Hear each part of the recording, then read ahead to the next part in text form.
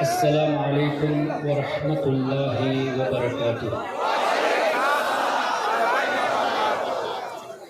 نحمده ونصلي ونسلم على رسوله الكريم، اما بعد فاعوذ بالله من الشیطان الرجیم، بسم اللہ الرحمن الرحیم۔ ان الدین عند اللہ الاسلام، قال النبي سيدنا محمد رسول الله صلى الله عليه وسلم، المرء مع من أحب، أو كما قال عليه الصلاة والسلام۔ غوث اعظم بمن بے سر و سامان مدد، قبلہ دی مدد، کعبہ ایما مدد، یا صاحب الناہور كل ناصر، في السمع والأعضاء وحسن الباصر، وبطول عمر لا بعمر قاصر، یا مجمع الخیرات عبد القادر رضی اللہ عنہ۔ معزز سادات اقوام، علماء کرام، میرے محترم بزرگوں، دوستوں، بھائیوں اور پردے میں رہ کر سننے والی ماں اور بہنوں، حضرات یہ کیسا عشق ہے، یہ کیسا پیار ہے۔ حضرت کھڑے ہیں، اس کے بعد بھی آپ بات کر رہے ہیں۔ تھوڑی سی بھی کانا پھوسی کی آواز، یہ مجمع ازدحام ہے، ایک عظیم قافلہ ہے۔ آپ کانا پھوسی بھی کریں گے، آواز اسٹیج پہ زیادہ آ جائے گی۔ جب آپ بھی بولیں گے بھائی تو پھر اتنے بڑے عظیم ہستیوں کو کیوں بلایا ہے؟ اس لیے سانس لیجئے، سانس جان لینے بھر۔ زیادہ لمبی سانس نہیں کر لیجیے تو وہ بھی بند کر دیجیے، تھوڑی دیر بند کر دیجیے گا تو کیا ہوگا؟ اس لیے ایک دم آرام اور سائلنٹ رہیں، سائلنٹ میں۔ اچھا ادھر والے اگر آپ بیٹھ جائیں گے تو بڑی مہربانی ہوگی۔ بیٹھ جائیں بھائی جان، بیٹھ جائیں۔ بہت دور دراز سے بیرونی ملک سے تشریف لائے ہیں، کیا اثر لے کر جائیں گے کہ ہندوستان کے لوگ اتنے محبت کرتے ہیں کہ لوگ بے ادب ہو جاتے ہیں۔ آئیے بیٹھ جائیں، بیٹھ جائیں، بیٹھ جائیں۔ جس کو جہاں جگہ ملے بیٹھ جائیں، اپنے چپل ہی پر بیٹھ جائیں۔ جگہ نہیں ملے آئیے میرے سر پہ بیٹھ جائیں، مگر بیٹھ جائیں۔ اللهم صل على سيدنا ومولانا محمد معدن الجود والكرم، وعلى آله وصحبه وبارك وسلم۔ ہو گیا آپ لوگوں کا معاملہ ختم ہو گیا؟ ایک اور مرتبہ درود پاک پڑھ لیجیے، اللهم صل على سيدنا ومولانا محمد معدن الجود والكرم وآلہ وبارك وسلم۔ معزز سامعین، الحمدللہ، اللہ کا شکر و احسان کہ اللہ تعالیٰ نے مجھے اپنے ایک عظیم بندے کی مقدس بارگاہ میں حاضری کا شرف بخشا اور ان کی بارگاہ میں خراج عقیدت پیش کرنے کے لیے جو جلسے کا اہتمام کیا گیا ہے، اس میں لب کشائی کا اللہ نے مجھے موقع عطا فرمایا۔ اس ضمن میں صاحب سجادہ کا مشکور ہوں اور تمامی سادات علماء کرام اور آپ تمامی حضرات کا بھی مشکور ہوں۔ اللہ تعالیٰ سے دعا ہے کہ اللہ تعالیٰ اپنے حبیب صلی اللہ علیہ وسلم کے صدقے میں مجھے حق کہنے کی توفیق عطا فرمائے۔ ہم سب مسلمانوں کو اللہ تعالیٰ حق سن کر حق کو قبول کرنے کی اور اس پر عمل کرنے کی توفیق عطا فرمائے۔ معزز سامعین، بالخصوص میرے علماء کرام سے گزارش ہوگی، ماشاءاللہ آپ کے یہاں کا انداز دیکھ کر بڑی خوشی ہوئی۔ پھر شاعر اسلام، ظاہر شاعروں کی بات ہی الگ ہوتی ہے، فصاحت، بلاغت، پھر ائمہ، علماء، ان حضرات کے سامنے لب کشائی میرے لیے زیب نہیں دیتا۔ اسی لیے میں یہ گزارش بالخصوص علماء کرام سے کروں گا کہ میری بول چال میں اگر کوئی خامی نظر آئے تو درگزر کر دے۔ اس کی وجہ یہ ہے کہ میں اہل زبان نہیں ہوں، میری زبان اردو نہیں ہے، پھر بھی کوشش ہے کہ اردو زبان میں کچھ عام فہم انداز میں ضروری باتیں آپ حضرات کے سامنے کر دی جائیں۔ معزز سامعین، گفتگو شروع کرنے سے پہلے میرا بھی دل کیا کہ میں بھی کچھ اشعار پیش کروں، لیکن میں اس طرح کا ثنا خوانوں میں سے نہیں ہوں۔ بس یہی ہے کہ اللہ تبارک و تعالیٰ سیدی اعلیٰ حضرت امام احمد رضا رحمۃ اللہ علیہ کے صدقے میں حضور علیہ الصلوۃ والسلام کے ثنا خانوں میں قبول فرما لے۔ سیدی اعلیٰ حضرت کا کلام آپ کے سامنے اس کے کچھ اشعار پیش کروں گا، ضرور آپ تمام حضرات کو یاد ہوگا، ہو سکے تو ساتھ بھی دیجیے گا، پھر انشاءاللہ گفتگو بھی کی جائے۔ چمکا تجھ سے پاتے ہیں سب پانے والے، چمک تجھ سے پاتے ہیں سب پانے والے، میرا دل بھی چمکا دے چمکانے والے، میرا دل بھی چمکا دے چمکانے والے، برستا نہیں دیکھ کر ابر رحمت، برستا نہیں دیکھ کر ابر رحمت، بدوں پر بھی برسا دے برسا والے، بدوں پر بھی برسا دے برسانے والے۔ نبی پاک صلی اللہ علیہ وسلم نے ارشاد فرمایا الانبیاء احیاء فی قبورہم یصلون، جس کا مفہوم یہ کہ اللہ کے تمام نبی زندہ ہیں اور اپنی قبروں میں نماز بھی ادا فرماتے ہیں۔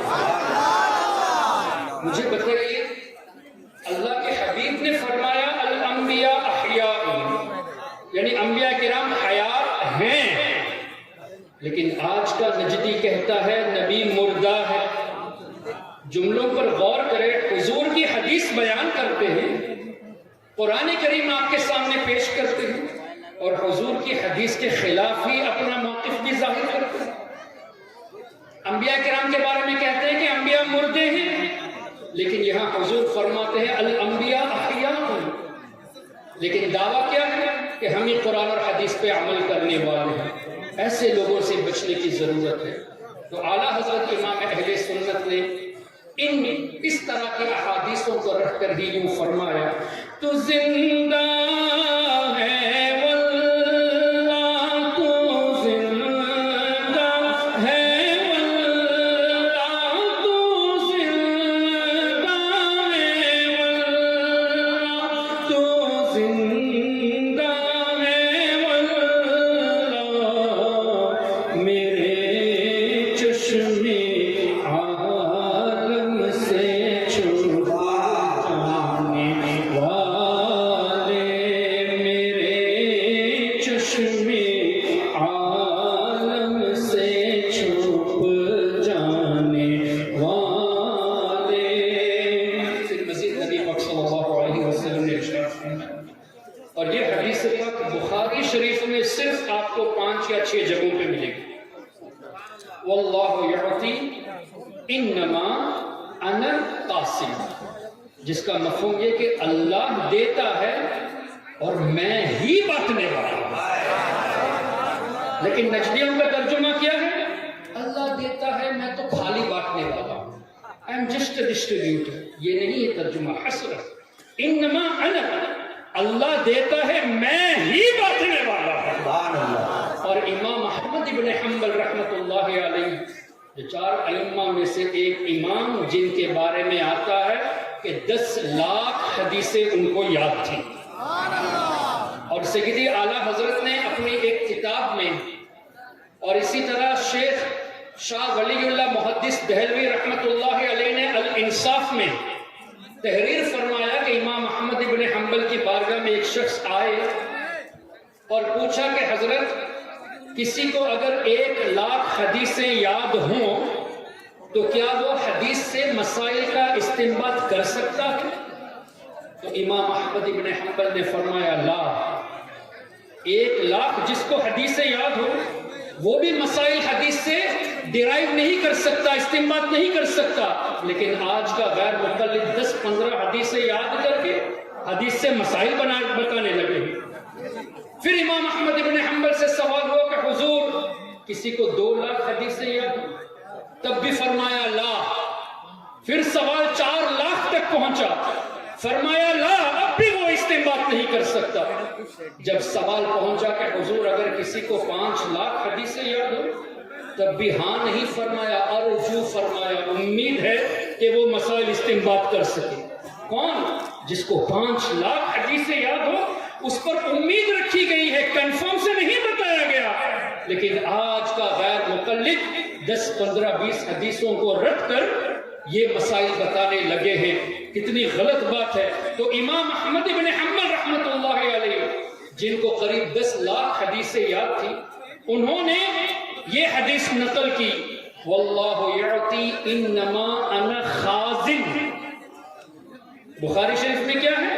انما انا قاسم، اور مسند امام احمد ابن حنبل میں انما انا خازن، بے شک اللہ دیتا ہے، میں ہی خزانچی ہوں، میں ہی خزانچی ہوں۔ دوسری روایت میں ہی تقسیم کرنے والا ہوں۔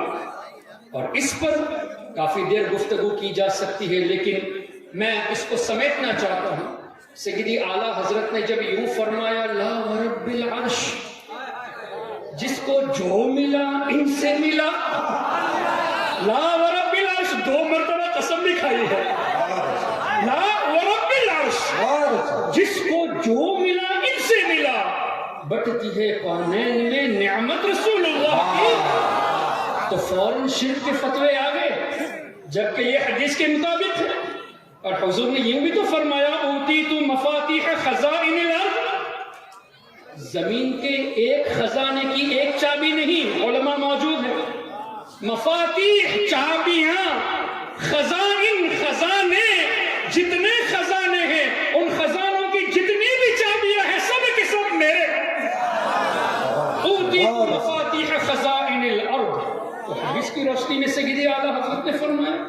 اور اس کو اور آسان لفظوں میں سرکار مفتی اعظم ہند سیدی مصطفیٰ رضا خان رحمۃ اللہ علیہ نے فرمایا، بتا دے کوئی کسی اور سے بھی کچھ پایا، بتا دے کوئی کسی اور سے بھی کچھ پایا، جسے ملا جو ملا وہ ملا مدینے سے۔ اور وصل مولا چاہتے ہو تو وسیلہ ڈھونڈ لو، بے وسیلہ نجدیو ہرگز خدا ملتا نہیں۔ اس پر بھی شرک کے فتوے آئے، تو ہم ان نجدیوں کو انہی کی کتاب سے حوالہ دینا چاہتے ہیں۔ ابن تیمیہ، جس کو امام الوہابیہ کہا جاتا ہے، اور یہ میں خاص کر اس جلسے میں اس لیے بیان کرتا ہوں کہ ہمارا یہ دعویٰ ہے کہ الحمدللہ کوئی بھی سنی مسلمان آتنکواد ہرگز نہیں ہے، اور جو آتنکواد ہے وہ وہابی ضرور ہوگا۔ اب جتنے بھی آرگنائزیشن ہیں، آئیسس کو دیکھ لیجئے، وہابیوں کا ہے، بردرہڈ کو دیکھ لیجئے، وہابیوں کا ہے، تو جماعت اسلامی غیر مقلد وہابی یہی لوگ آتنکواد ہے۔ سنی ہرگز آتنکواد نہیں، تبھی تو آج مسلمان ہندو بھی غریب نواز کے دربار پہ حاضری دیتا ہے، حاجی علی کے دربار پہ حاضری دیتا ہے۔ کیوں؟ یہ بھی جانتے ہیں کہ یہ آتنکوادیت کو نہیں پھیلائے بلکہ پیس پروموٹرز ہے۔ اللہ اکبر۔ تو ابن تیمیہ کا شاگرد ابن قیم الجوزیہ، اس کی ایک کتاب ہے زاد المعاد، اس وقت کتاب میرے موبائل میں موجود ہے، اسکرین شاٹ، عربی میں بھی ہے، اردو میں بھی ہے، انگلش میں بھی ہے۔ کتاب کا نام ہے زاد المعاد، آتھر ہے ابن القیم الجوزیہ، جو ابن تیمیہ کا اسٹوڈنٹ ہے۔ زاد المعاد میں فضائل جمعہ پر ایک باب ہے، اس میں درود پاک کا ایک چیپٹر ہے، اور اسی چیپٹر میں لکھتا ہے کہ اللہ تعالی نبی پاک صلی اللہ علیہ وسلم کے کسی بھی امتی کو دنیا میں اور آخرت میں، صرف دنیا کا تذکرہ نہیں، دنیا میں اور آخرت میں جو کچھ بھی اللہ دیتا ہے حضور کے ہاتھوں سے عطا فرماتا ہے۔ قیم جوزیہ تمہارا امام ہے، اعلیٰ حضرت کی نہیں مانتے، کم سے کم اپنے امام کی بات مان لو اور تسلیم کر لو کہ اعلیٰ حضرت نے جو کہا وہ صحیح کہا ہے، اس لیے کہ حدیث کی روشنی میں فرمایا ہے۔ اب ابن قیم جوزیہ نے کیا کہا؟ دنیا میں اور آخرت میں، اسی کو تو کونین کہا گیا ہے۔ اب دیکھیے اعلیٰ حضرت نے کیا فرمایا، لا ورب العرش، جس کو جو ملا ان سے ملا بٹتی ہے، کہاں؟ کونین میں، دنیا میں اور آخرت میں بٹتی ہے کونین میں نعمت رسول اللہ کی۔ اللہ اکبر۔ تو کیا پتا چلا؟ ہم جو کچھ بھی پاتے ہیں، کھاتے ہیں، پیتے ہیں، صحت، تندرستی، بلکہ ایمان، یہ سب حضور ہی کا صدقہ ہے۔ تو سب کو یہ ملا حضور کا صدقہ، اور الحمدللہ سنی مسلمان حضور کا کھا کر حضور کا گیت بھی تو گاتے ہیں، اور تم لوگ اے نجدیوں کھاتے حضور کا ہی، لیکن حضور صلی اللہ علیہ وسلم کے غلاموں سے اس معاملے میں جھگڑتے ہو۔ تبھی تو اعلیٰ حضرت نے فرمایا، تیرا کھائے تیرے غلاموں سے الجھے، تیرا کھائے تیرے غلاموں سے الجھے، ہے منکر عجب کھانے غرانے والے، ہے منکر عجب کھانے غرانے والے، رضا نفس دشمن ہے دم میں نہ آنا، کہاں تم نے دیکھے ہیں چندرانے والے، چمک تجھ سے پاتے ہیں سب پانے والے، میرا دل بھی چمکا دے چمکانے والے۔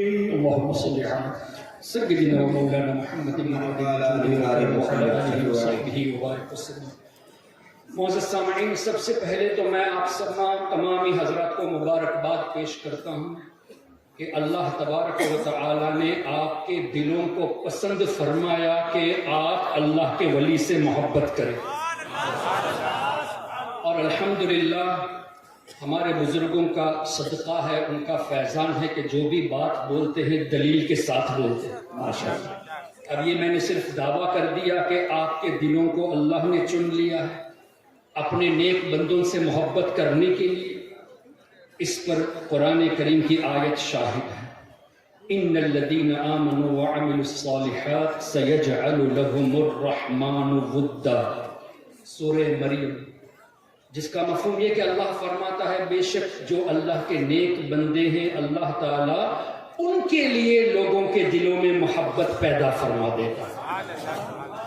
اور اسی آیت کریمہ کی تفسیر میں آپ کو یہ حدیث ملے گی، اور صحیح مسلم میں یہ حدیث موجود ہے، جس کا مفہوم یہ کہ نبی پاک صلی اللہ علیہ وسلم نے ارشاد فرمایا، جب اللہ کسی بندے کو محبوب رکھتا ہے تو سیدنا جبریل امین کو ندا دیتا ہے، فرماتا ہے اے جبریل I love so and so، میں فلاں کو محبوب رکھتا ہوں، تم بھی ان سے محبت کرو، اور اللہ کے حکم سے جبریل امین محبت کرنے لگتے ہیں۔ پھر حدیث پاک کے اگلے جملے اس طرح کہ جبریل امین علیہ السلام آسمان میں فرشتوں کے درمیان اعلان فرماتے ہیں کہ اے فرشتوں، فلاں بندے کو اللہ نے محبوب رکھا، میں بھی محبت کرتا ہوں، تم بھی محبت کرو۔ اور حدیث کے اگلے جملے حضور علیہ السلام نے فرمایا اس طرح کہ اللہ تعالیٰ دنیا والوں کے دلوں میں اس بندے کی محبت ڈال دیتا ہے۔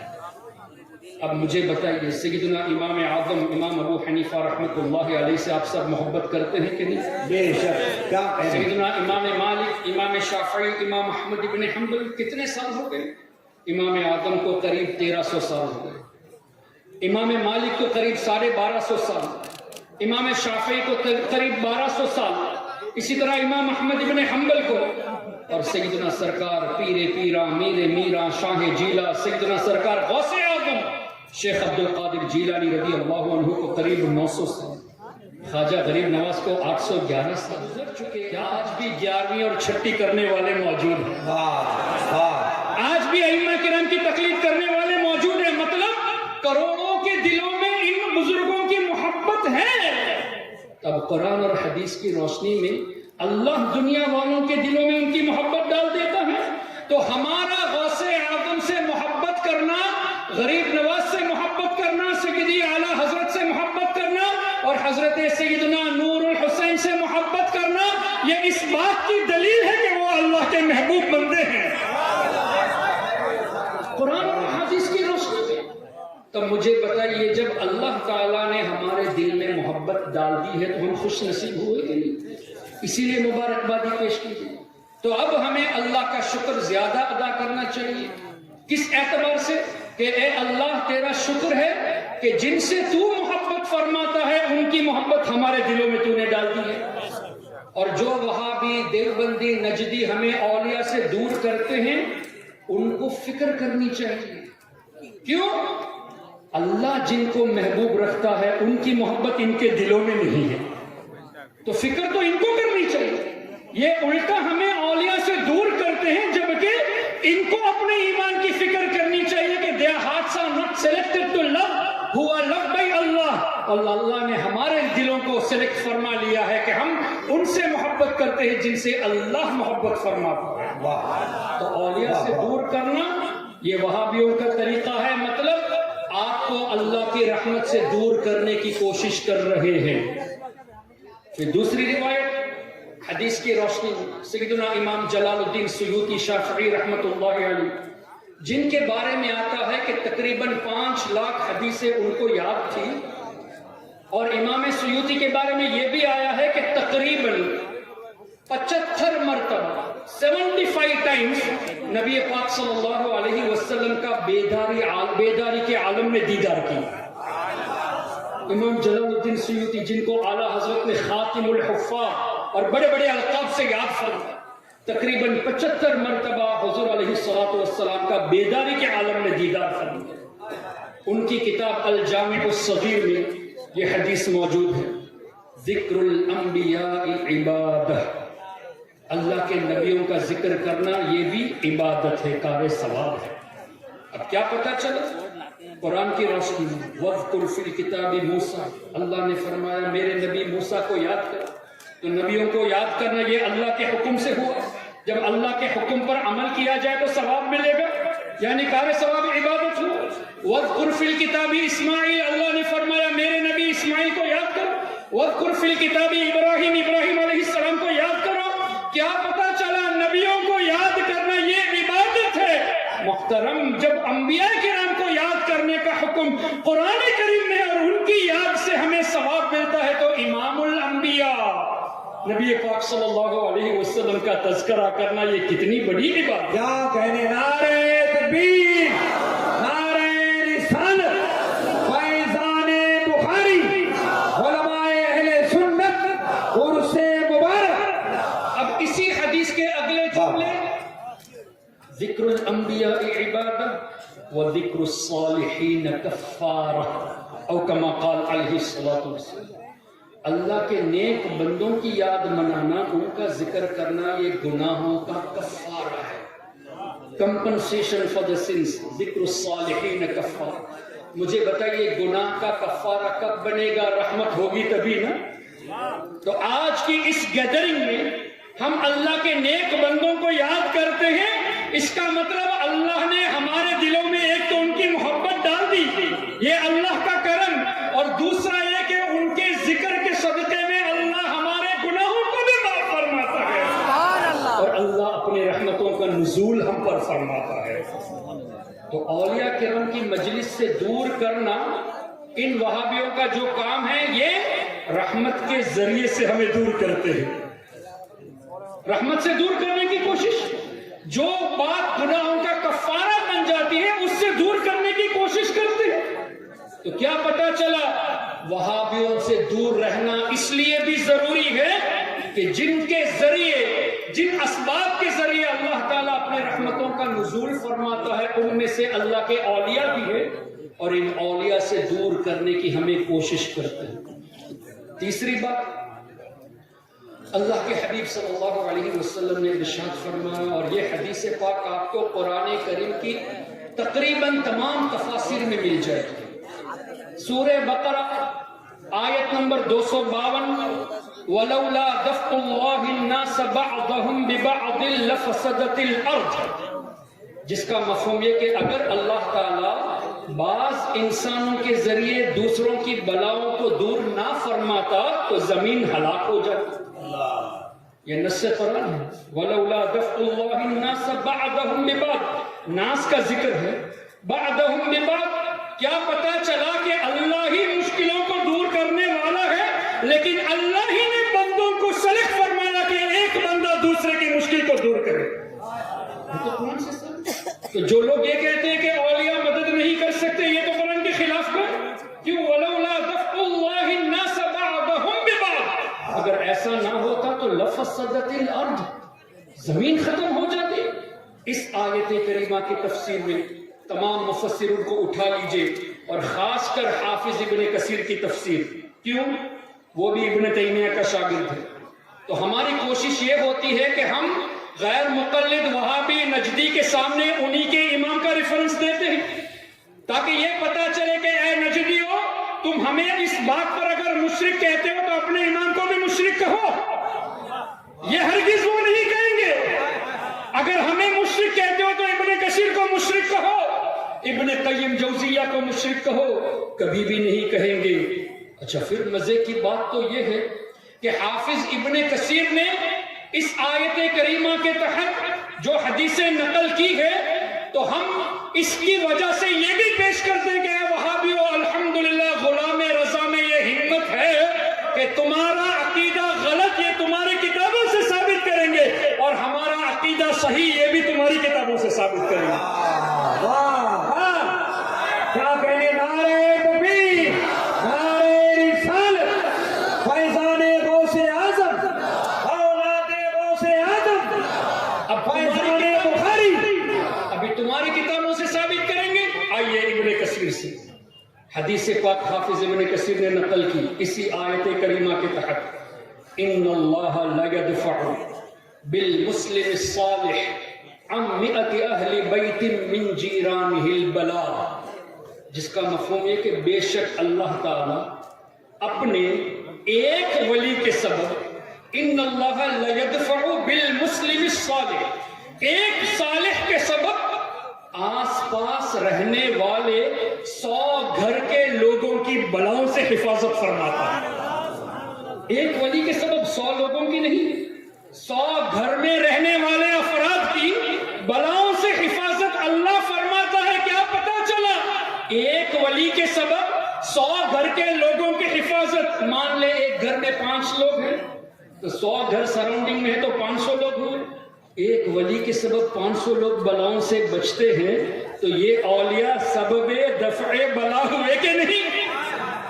ان کے ذریعے بلائیں دفع ہوتی ہیں، یہ تو حدیث کی روشنی میں۔ اور تم کہتے ہو کہ اولیاء دافع البلا نہیں ہے، ہمارے آقا فرماتے ہیں ان کے سبب سے بلائیں دفع ہوتی ہے۔ اے وہابیو، تمہاری بات کو سنے یا حضور علیہ السلام کی بات کو سنے؟ کیا کہنے؟ اور اسی طرح حافظ ابن کثیر نے اور بھی حدیثیں نقل کی، جن میں سے ایک یہ ہے کہ میری امت میں حضور علیہ السلام نے فرمایا میری امت میں ابدال ہے، اور ان ابدال کی شان یہ بہم تقوم الارض، یہ جو زمین قائم ہے ان اولیاء کے سبب سے قائم ہے۔ اے نجدیو، اگر اولیاء سے لوگوں کو دور کرتے ہو تو زمین پہ رہنے کا حق کس نے دیا؟ اس لیے کہ زمین قائم اولیاء کے سبب سے۔ یہ میں نہیں کہتا، ہمارے آقا صلی اللہ علیہ وسلم نے فرمایا بہم تقوم الارض، ان کے ذریعے زمین قائم ہے۔ وَبِهِمْ تُنصَرُونَ، تمہیں جو اللہ کامیابی دیتا ہے وہ بھی اولیاء کے سبب سے دیتا ہے۔ وَبِهِمْ تُرْزَقُونَ، جو روزی اللہ دیتا ہے اولیاء کے صدقے میں دیتا ہے۔ وَبِهِمْ تُمْطَرُونَ، جو بارش اللہ نازل فرماتا ہے اولیاء کے سبب سے۔ اے نجدیو، شرم کرو، جس زمین پر تم کھڑے ہو کر ہمیں مشرک کہتے ہو یہ زمین قائم ہے ان اولیاء کی برکت سے، اور جو تم کھانا کھاتے ہو، رزق پاتے ہو، یہ بھی اولیاء کے سبب سے ہے، اور اللہ تعالیٰ ہم کو جو کامیابی عطا فرماتا ہے یہ بھی اولیاء کے سبب سے۔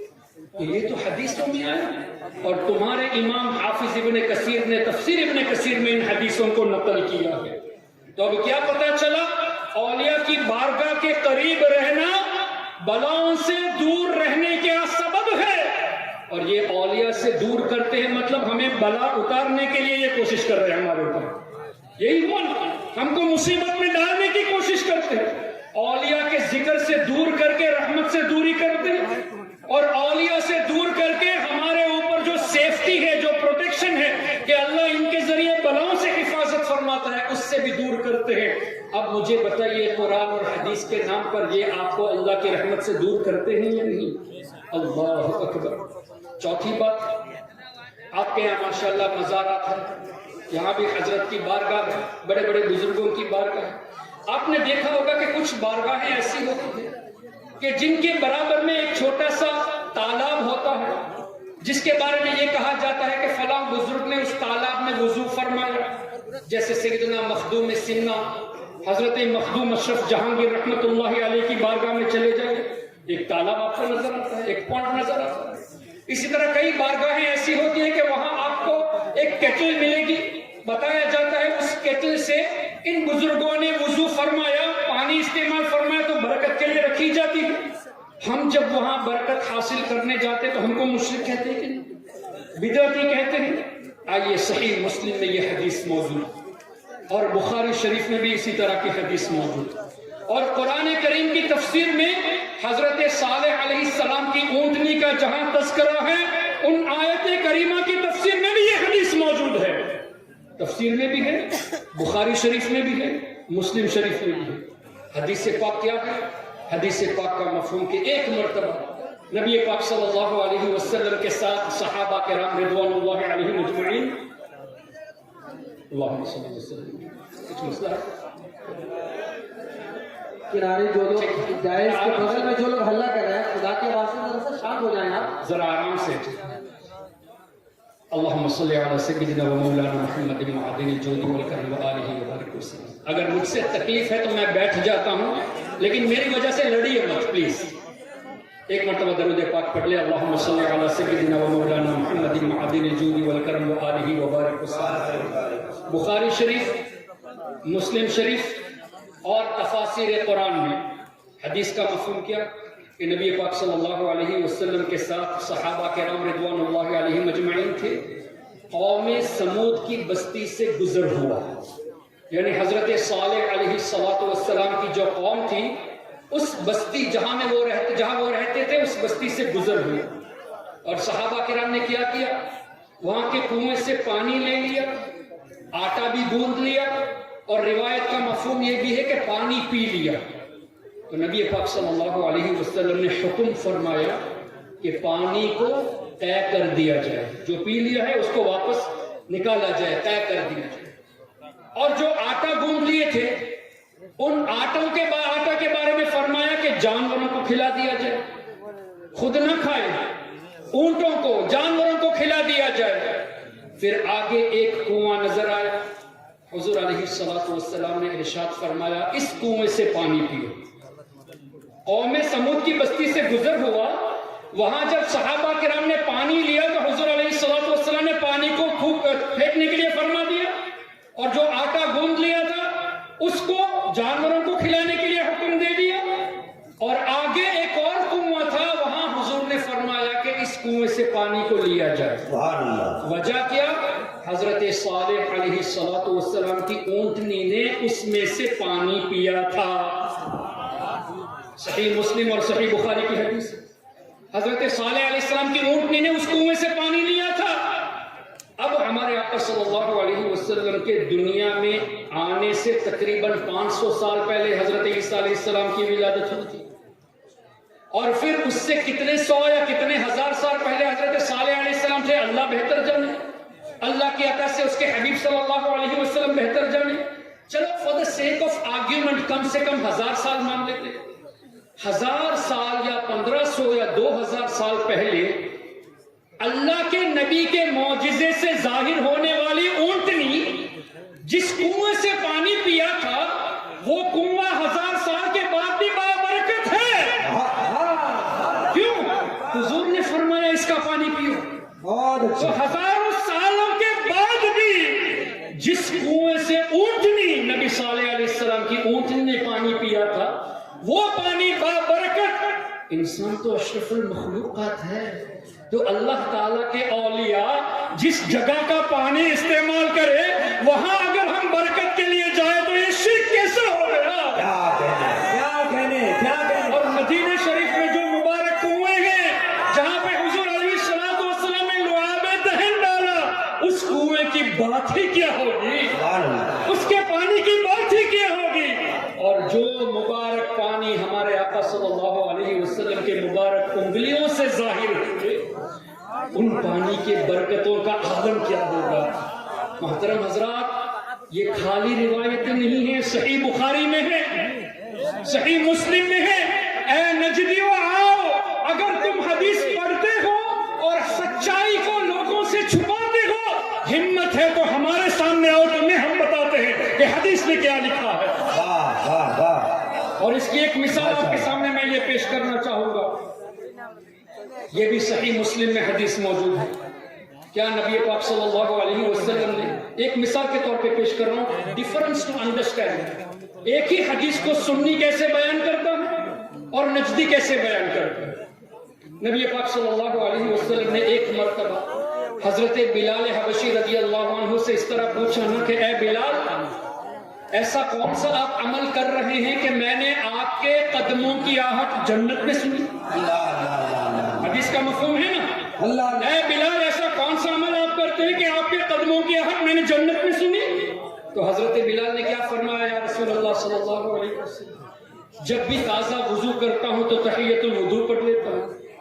اب یہ حدیث مسلم شریف میں ہے، لیکن دیوبندی نجدی اگر اس حدیث کو بیان کرے گا تو کیا کہے گا؟ دیکھا فضیلت تحیۃ الوضو کی کتنی بڑی فضیلت ہے، ہمیں بھی چاہیے ہم وضو کرے تو 2 رکعت تحیۃ الوضو پڑھ لیا کر. لیکن یہی بات، یہی حدیث کوئی سنی عالم سنائے گا آپ کو تو ایک تو تحیۃ الوضو کی فضیلت بتائے گا، دوسرا یہ بھی بتائے گا کہ زمین سے آسمان کا ڈسٹنس کتنا ہے. تفسیر کی روشنی میں 500 سال کا ڈسٹنس ہے. تبھی تو آج تک سائنس آسمان تک پہنچا نہیں. 500 سال کی زندگی ہو تب نا. 500 سال تک کا سفر ہے پہلے آسمان کو پہنچنے کے لیے. اور تفسیر کی روشنی میں آسمان کی گہرائی بھی 500 سال. تو ایک آسمان کو طے کرنے کے لیے کتنے سال چاہیے؟ نہیں، 500 تو آسمان تک ہے، آسمان کی گہرائی بھی 500 سال ہے. 1000 سال چاہیے ایک آسمان کو طے کرنے کے. اب اللہ نے کتنے آسمان بنائے؟ 7 سماوات، 7 آسمان ہیں. تو کم سے کم 7000 سال چاہیے 7 آسمان کو طے کرنے کے لیے. اچھا، اس کے کتنے اوپر جنت ہے؟ اللہ بہتر جنت، اس کی عطا سے اس کے حبیب بہتر جنت. ہمارے آقا صلی اللہ علیہ وسلم کی سماعت کا یہ عالم ہے کہ حضرت بلال یا تو مکہ شریف میں ہے یا مدینہ شریف میں، اور حضور علیہ السلام ہزاروں سالوں کی مسافت میں ہے، ہزاروں سالوں کی ڈسٹنس میں ہے. جنت میں حضرت بلال کی قدموں کی آہٹ سن رہے ہیں. تو سنی عالم آپ کو یہ بتائے گا جس نبی کو اللہ نے ہزاروں سال دوری پر بڑی آواز نہیں، قدموں کی آہٹ سننے کی طاقت دی ہے. قدموں کی آہٹ تو چھوٹی ہوتی ہے نا، بڑی آواز نہیں. تو آپ یہاں سے اگر حضور علیہ السلام کو پکارے یا رسول اللہ تو حضور نہ سنے، یہ کہا کہ بات ہے. نعرہ تکبیر، ہاتھ اٹھا کر نعرہ تکبیر، اور ذرا پوری طاقت سے نعرہ تکبیر، نعرہ رسالت، عظمت مصطفیٰ، اولاد مصطفیٰ. یہ تو 3-4 ہزار کلومیٹر میل کی بات ہے، وہ تو ہزاروں سال کی بات ہے. ہاں، اب یہ نہ کہنا کہ تب حضور علیہ السلام ظاہری زندگی میں تھے تب سنے تھے. حدیث میں یہ بھی ہے الانبیاء احیاء. حضور فرماتے ہیں ہم حیات ہیں، نبیوں کی جمع تو تم ہوتے کون ہو حضور کو مردہ کہنے والے؟ آؤ حدیث سے بات کرو. تفسیر سے تمہیں چڑ ہے، اعلیٰ حضرت سے چڑ ہے، امام سیوطی سے چڑ ہے، مجدد الفسانی سے چڑ ہے. چلو ڈائریکٹ حدیث ہی سے بات کرتے ہیں، ڈائریکٹ قرآن ہی سے بات کرتے ہیں. ہمت ہے تو سامنے آ جاؤ. کیا بتا رہا تھا میں؟ اچھا حضرت بلال رضی اللہ عنہ کیا واحد شخصیت تھے جو مدینہ شریف میں یا مکہ شریف میں چلتے تھے؟ ہزاروں لوگ چلے ہوں گے، ہزاروں کی تعداد میں لوگ چلتے ہوں گے۔ اب حضور نے فرمایا اے بلال تمہاری قدموں کی آہٹ سنی، مطلب حضور علیہ الصلوۃ والسلام کو یہ بھی خبر ہے کہ یہ آہٹ بلال ہی کی ہے۔ ارے چلنے والے ہزاروں تھے لیکن حضور نے پہچان لیا بلال ہی کی ہے۔ لیکن کبھی وہاں بھی آپ کو یہ نہیں بتائے گا، کبھی یہ نہیں بتائے گا کہ حضور علیہ الصلوۃ والسلام کو جب اتنا پتا ہے، اتنی دوری سے قدموں کی آہٹ سنے اور بلال ہی کی ہے وہ بھی پہچان لیے، تو سوال کرنے میں حکمت کیا ہے کہ اے بلال ایسا کون سا عمل کرتے ہیں؟ تو اس میں حکمت یہ ہے کہ ہمیں حضرت بلال کا مقام پتہ چلے۔ اگر ہمارے آقا پوچھے نہ ہوتے تو حدیث میں تذکرہ نہ ہوتا، حدیث میں تذکرہ ہوا تو تحیۃ الوضو کی فضیلت کے ساتھ ساتھ حضرت بلال کا مقام بھی تو پتہ چلا۔ ارے صرف اتنا ہی نہیں محترم، حضور جانتے تھے کہ کون سا عمل ہے، تبھی تو پوچھا اے بلال تمہارے پاس ایسا کوئی عمل ہے؟ اب بتا دو تاکہ عوام سمجھ جائے کہ کون سا عمل ایسا ہے۔ اچھا اس پر بھی حدیث صحیح مسلم، حضور علیہ الصلوۃ والسلام نے فرمایا، علماء موجود ہے میری ضرور اصلاح کرنا کوئی خامی ہو جائے، عُرِضَتْ عَلَيَّ اعمال امتی۔ دیکھیں میں دوبارہ ریپیٹ کرتا ہوں، عُرِضَتْ عَلَيَّ عمل امتی کا تذکرہ نہیں ہے، میرے کسی امت کا ایک عمل میرے سامنے پیش کیا گیا یہ نہیں ہے۔ عُرِضَتْ عَلَيَّ اعمال امتی، میری امت کے تمام اعمال میرے سامنے پیش کیے گئے۔ ماضی کا صیغہ ہے نا عُرِضَتْ، پاسٹ ٹینس، یعنی ہمارے آقا آج ہمارا اس علاقے میں جمع ہونا 1400 سال پہلے دیکھ لیا ہے۔ سبحان اللہ، یہ بھی ہمارا عمل ہے نا۔ آپ نے کل کیا کیا، آج کیا کر رہے ہیں، کل کیا کرنے والے ہیں، ہمارے آقا نے ایڈوانس میں دیکھ لیا۔ عُرِضَتْ عَلَيَّ اعمال امتی، صرف آپ لوگوں کا نہیں، پوری امت میں جو بھی حضور کی، ہر کوئی حضور کا امت ہے، انسان بھی حضور کی امت میں سے ہے، جنات بھی ہیں، فرشتے بھی ہیں، جانور بھی ہیں، تو تمام کے اعمال حضور علیہ الصلوۃ والسلام سے پوشیدہ نہیں ہے۔ اب کوئی یہ کہہ سکتا ہے اگرچہ صحیح مسلم میں ہو سکتا ہے روایت میں ضعف پایا گیا ہو، ان کو تو چاہیے نا کچھ نہ کچھ ڈھونڈنے کو، تو ٹھیک ہے قرآن کریم سے پیش کرتے ہیں۔ سورہ الانعام آیت نمبر 75، وَكَذَلِكَ نُرِي ابراہیم ملکوت السماوات والارض۔ اللہ فرماتا ہے جس کا مفہوم ہے کہ اے حبیب اسی طرح ہم ابراہیم علیہ السلام کو دکھاتے ہیں ملکوت السماوات والارض، پوری کائنات میں جو کچھ بھی ہے وہ ابراہیم علیہ السلام کو دکھایا نہیں ہے۔ نوری کا لفظ ہے، استمراری ہے، ابھی بھی ابراہیم علیہ السلام کو ہم دکھا رہے ہیں۔ حضرت ابراہیم علیہ السلام اپنے قبر انور میں آرام فرما رہے ہیں، لیکن پوری کائنات ابراہیم علیہ السلام کی نظروں کے سامنے ہے۔ اور سیدی اعلیٰ حضرت نے اس پر بڑا پیارا نقطہ ارشاد فرمایا، فرماتے ہیں وَكَذَلِكَ، اللہ نے فرمایا اور اسی طرح، یعنی اے حبیب آپ کو بھی دکھا رہے ہیں، ابراہیم علیہ السلام کو بھی دکھا رہے ہیں۔ وَكَذَلِكَ نُرِي۔ اچھا اس آیت کریمہ کی تفسیر میں پھر ایک اور مرتبہ حافظ ابن کثیر کا تذکرہ ہو گیا۔ اے وہابیو، حضور کے علم غیب کا انکار کرتے ہو، اگر علم غیب پر کوئی مان لیا تو مشرک کہتے ہو، آؤ ابن کثیر کو مشرک کہو۔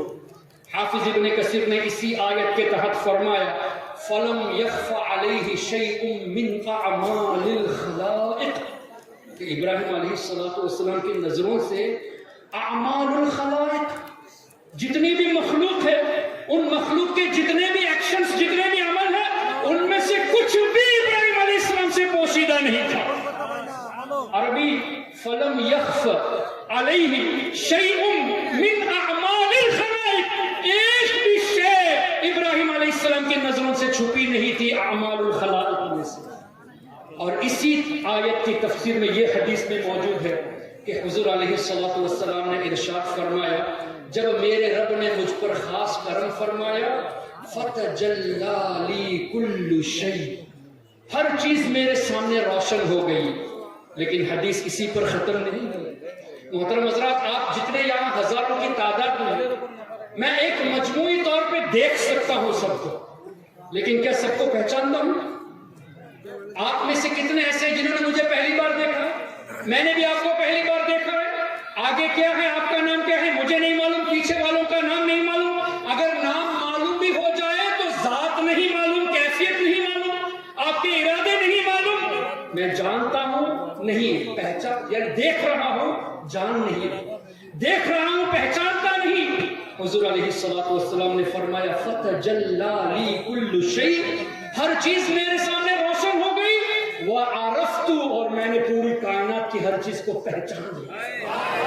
حضور نے صرف دیکھا نہیں، وعرفت کا لفظ حدیث میں ہے، میں نے سب کو پہچان بھی لیا. اللہ اکبر. کیا پتا چلا کائنات میں کوئی بھی ایسی چیز نہیں جو ہمارے آقا کی نظروں سے اوجل ہو. تبھی تو اعلیٰ حضرت نے فرمایا سر عرش پر ہے تیری گزر، سر عرش پر ہے تیری گزر، دل فرش پر ہے تیری نظر. ملکوت و ملک میں کوئی شے نہیں وہ جو تجھ پہ آیا نہیں. اب مجھے بتائیے یہ قرآن اور حدیث کی روشنی میں ہوا کہ نہیں کہ پوری کائنات کی ایسی کوئی چیز نہیں جو حضور علیہ الصلوۃ والسلام کی نظروں سے چھپی ہو. اور کوئی غیب کیا تم سے نہا ہو بھلا، ارے جب نہ خدا ہی چھپا تم پہ کروڑوں گروہ. بہت اچھا بہت اچھا. تو میں یہ عرض کر رہا تھا کہ سنی اگر کوئی حدیث بیان کرتا ہے تو حدیث میں ہمارے آقا کی شان، صحابہ اہل بیت کی شان، اولیاء کی شان اور عقائد کے نکات بھی بتاتا ہے. یہی حدیث نجدی بیان کرتا ہے تو اسی موضوع پر اپنی نفسانی خواہشات کی وجہ سے اسی پر اکتفا کر کے عقائد کی کوئی بات بھی نہیں بتاتا. This is why we are to be away from the followers of Wahhabism. ہمیں ان لوگوں سے دور رہنے کی ضرورت ہے. یہ حدیث میں نے کب بتائی؟ جب حضرت صالح علیہ الصلوۃ والسلام کی اونٹنی کا تذکرہ ہوا تو اونٹنی جس کنویں سے پانی پی تھی اس میں اتنی برکت کے ہزاروں سال کے بعد آج بھی برکت موجود ہے. تو جس کنویں میں نبی پاک صلی اللہ علیہ وسلم نے اپنا لعاب دہن ڈالا، جس کنویں سے اولیاء کرام نے پانی استعمال کیا، اس پانی میں کیا برکتیں نہیں ہوگی؟ اور حضور علیہ الصلوۃ والسلام کی مبارک انگلیوں سے جو پانی جاری ہوا اس پر تو محدثون نے فرما ہی دیا کہ یہ پانی زمزم سے بھی افضل ہے. کیوں؟ آب زمزم حضرت اسماعیل علیہ السلام کے قدموں کی برکت سے ہے اور یہ پانی حضور علیہ الصلوۃ والسلام کی مبارک انگلیوں سے نسبت رکھتی ہے. تبھی تو اعلیٰ حضرت نے فرمایا نور کے چشمے لہرائے دریا بہے، انگلیوں کی کرامت پہ لاکھوں سلام.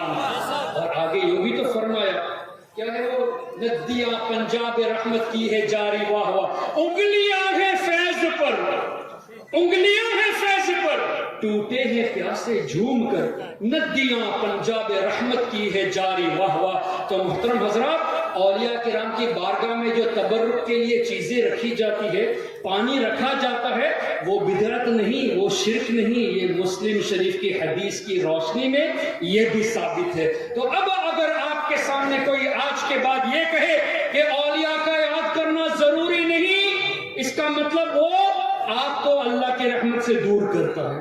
اگر کوئی یہ کہے کہ اولیاء کے قریب رہنے کی ضرورت نہیں، تو بلا اور مصیبت سے دور رہنے کے ذریعے سے آپ کو دور کر رہا ہے. اگر کوئی یہ کہتا ہے کہ اولیاء دافع البلا نہیں، تو وہ زمین پہ رہنے کا حق بھی نہیں رکھتا. زمین بھی قائم اولیاء کے سبب سے، وہ روزی کھانے کا بھی حق نہیں رکھتا، اس لیے کہ روزی بھی اللہ تعالیٰ اولیاء کے سبب سے عطا فرماتا ہے. اتنی کلیئرٹی کے ساتھ جب احادیث طیبہ موجود ہے، اس کے بعد بھی اگر کوئی اولیاء کرام کے تعلق سے الٹی سیدھی باتیں کرتا ہے، اس کا مطلب ہمارے نوجوانوں کو، بھولے بھالے لوگوں کو وہ عقائد اہل سنت اور اللہ تعالیٰ کی جو منشا ہے کہ اولیاء رحمت کا سبب ہے، ان سے آپ تمام کو دور کرنے کی کوشش کرتے ہیں. اسی لیے آپ تمام پر ضروری ہے کہ اللہ کے واسطے کسی بھی کوئی وہابی، نجدی، دیوبندی کی فالوورز کو دیکھ کر ان کی تقریر سننے مت چلے جائیں.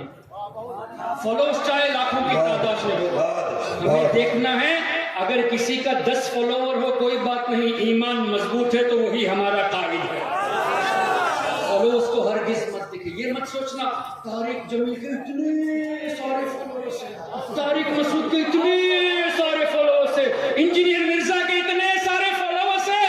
ارے فالوورز کو مت دیکھو، یہ دیکھو کہ اس کے دل میں عشق مصطفیٰ ہے یا نہیں. وہ حدیث پاک کو کس طرح آپ کے سامنے پیش پیش کرتا ہے یہ چیز دیکھو.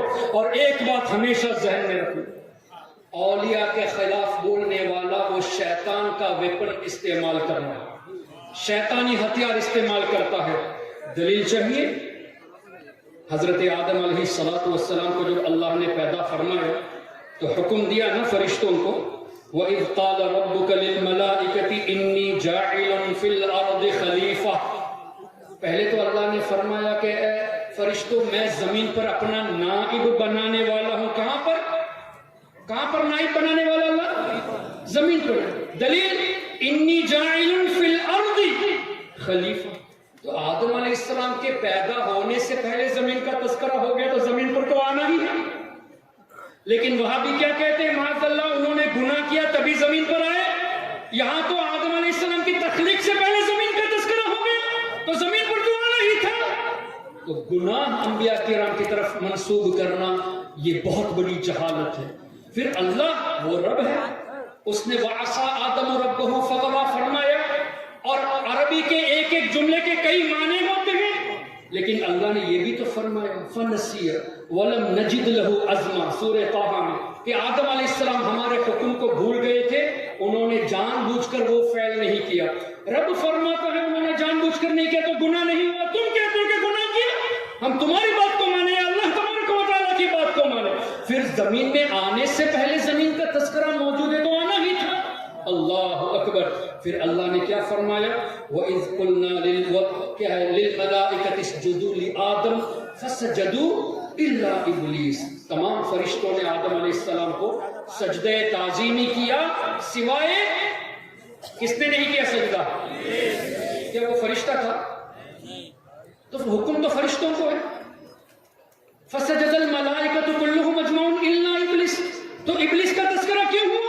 تو مفسرون فرماتے ہیں ابلیس فرشتہ نہیں ہے، لیکن چونکہ فرشتوں کے ساتھ گل مل کے رہتا تھا، فرشتوں کو پڑھاتا بھی تھا، اس لیے اس حکم کے زمرے میں ابلیس بھی شامل ہو گیا تھا.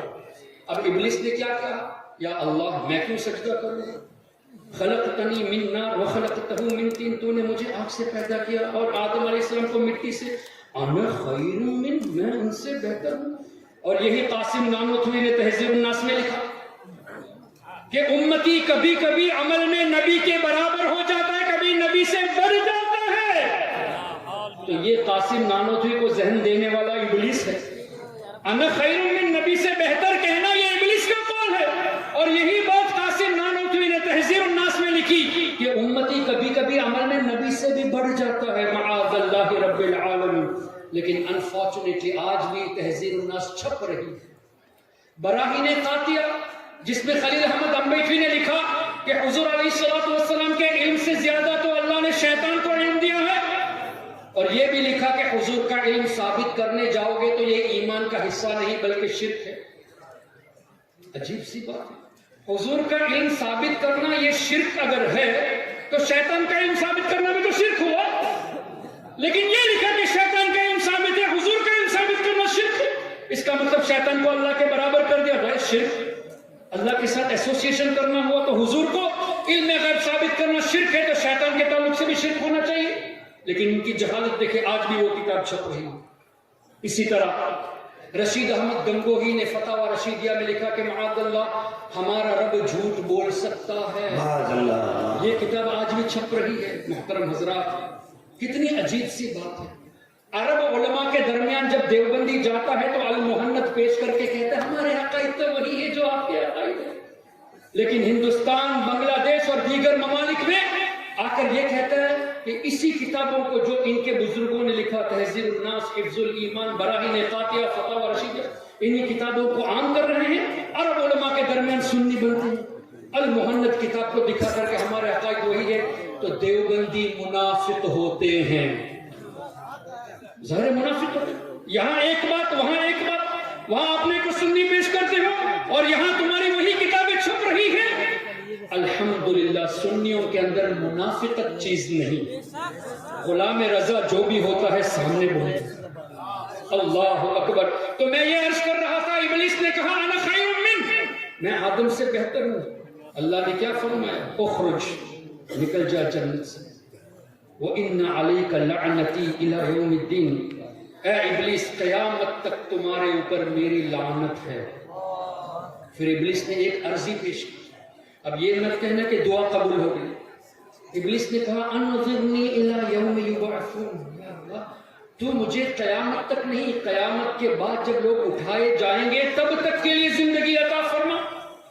دعا قبول ہوئی ہوگی تو تب تک کے لیے زندہ رہتا نا، لیکن اللہ نے کیا فرمایا فإنک من المنظرین الی یوم الوقت المعلوم، صرف قیامت تک زندگی دی جائے گی، قیامت کے بعد اٹھائے جانے تک نہیں۔ جب قیامت میں سب کو موت آنی ہے ابلیس کو بھی مرنا ہے۔ اب ابلیس نے کہا فبعزتک، اے اللہ تیری عزت کی قسم، لأغوینہم اجمعین، میں تمام لوگوں کو اے اللہ گمراہ کروں گا، الا عبادک منہم المخلصین، مگر اے اللہ تیرے نیک بندوں کو میں گمراہ نہیں کر سکتا۔ ابلیس جو لوگوں کو گمراہ کرنے والا ہے وہ اس بات کا اعتراف کرتا ہے کہ اے اللہ تیرے اولیاء کو گمراہ نہیں کر سکتا، اور اللہ نے جواب میں کیا ارشاد فرمایا ان عبادی لیس لک علیہم سلطان، بے شک اے ابلیس میرے جو نیک بندے ہیں وہ میری حفاظت میں ہے، تمہارا ان کے اوپر داؤ نہیں چلے گا۔ اب یہ کنفرم ہو گیا کہ اولیاء کرام اللہ تعالیٰ کے فضل سے محفوظ ہیں، پروٹیکٹڈ ہیں۔ اب ہمیں ہمارا ایمان بچانا ہے تو ہم عام کامن لوگوں کی طرف راغب ہو یا ان لوگوں کی طرف راغب ہو جن کو اللہ نے حفاظت میں رکھا ہے۔ تو ہمارا ایمان ہم کو بچانا ہے تو اولیاء کرام سے نسبت رکھنا ضروری ہے۔ یہ بھی قرآن کریم سے یا ایھا الذین آمنوا اتقوا اللہ وکونوا مع الصادقین، اے ایمان والو اللہ سے ڈرو اور سچوں کے ساتھ ہو جاؤ۔ تو کیا پتہ چلا ایمان کو بچانا ہے تو اولیاء کرام کے ساتھ رہو۔ اب ان کا ایمان ہی نہیں ہے اسی لیے تو اولیاء سے دور کرتے ہیں، تو اب اولیاء کرام سے دور کرنا ہی ایمان کی سیکیورٹی کو لوز کرنے کا ذریعہ ہے۔ اولیاء کرام ایمان کے لیے سیکیورٹی ہے، حفاظت ہے، تو اولیاء سے دور کریں گے تبھی وہ سیکیورٹی لوز ہوگی تو آسانی سے ایمان لوٹ لے گا۔ یہی وجہ ہے سب سے پہلی جو وار ہوتی ہے وہابیوں کی طرف سے وہ ہوتی ہے کہ مزارات پہ جانے کی ضرورت ہے، نیاز کرنے کی ضرورت کیا ہے، بزرگوں کے وسیلے کی ضرورت کیا ہے۔ اس طرح کی باتیں ذہن میں ڈال کر اولیاء سے رفتہ رفتہ دور کرتے ہیں۔ جب دور کریں گے تو ایمان لوز ہو جائے گا، جب ایمان کی سیکیورٹی لوز ہو جائے گی تو ایمان آسانی سے شیطان لوٹ لے گا۔ تو ان کی چال پر ہرگز نہیں آنا، ہمارے بزرگوں کے سائے میں رہو۔ اللہ تبارک و تعالیٰ آپ سب کو اور ہم سب کو نبی پاک صلی اللہ علیہ وسلم کی سچی اور پکی محبت نصیب فرمائے۔ اللہ اپنے نیک بندوں کے سائے میں ہمیں ہمیشہ رکھے، صرف دنیا میں نہیں آخرت میں بھی نیک بندوں کے سائے میں رکھے۔ یہ بھی قرآن سے ہے۔ حضرت یوسف علیہ السلام کی دعا ہماری تعلیم کے لیے توفنی مسلمہ والحقنی بالصالحین۔ اللہ کا نبی ہمیشہ نبی ہوتا ہے، قبر میں بھی نبی، جنت میں بھی نبی، تو ایمان ہی پر تو دنیا سے جائیں گے بلکہ ان کے صدقے میں ہمیں ایمان نصیب ہوتا ہے۔ لیکن حضرت یوسف علیہ السلام نے ایمان پر موت کی دعا کر کے ہمیں تعلیم دی کہ ہر وقت ایمان کی حفاظت کے لیے دعا کرنا۔ اور نبی سے بڑھ کر صالح کون ہے؟ لیکن فرمایا والحقنی بالصالحین، یا اللہ صالحین سے ملا دے۔ ہمارے لیے تعلیم ہے کہ ہمیشہ صالحین کے ساتھ رہنے کی دعا کرنی چاہیے۔ یہی وجہ ہے کہ جب کبھی آپ دعا کریں کہ یا اللہ میری بخشش فرما، یا اللہ مجھے روزی عطا فرما، میرے بچوں کو صحت عطا فرما، والدین کو صحت عطا فرما، ساتھ میں یہ بھی دعا کرنا کہ یا اللہ ایمان والی موت نصیب فرما، نیک بندوں کے ساتھ ملا دے۔ تو اللہ سے دعا ہے کہ ان بزرگوں کے صدقے میں ہم سب کو اللہ تعالیٰ ایمان ہمارا مضبوط فرما دے۔ اور میری ایک یہ بھی دعا ہے، آپ سب بھی آمین کہہ دے، اللہ تعالیٰ ہمیں ایمان والی زندگی، ایمان والی موت اور موت کے وقت سرکار غوث اعظم کا دیدار نصیب فرمائے۔ سبحانک اللہم و بحمدک، اشہد ان لا الہ الا انت، استغفرک و اتوب الیک۔ السلام علیکم ورحمۃ اللہ وبرکاتہ۔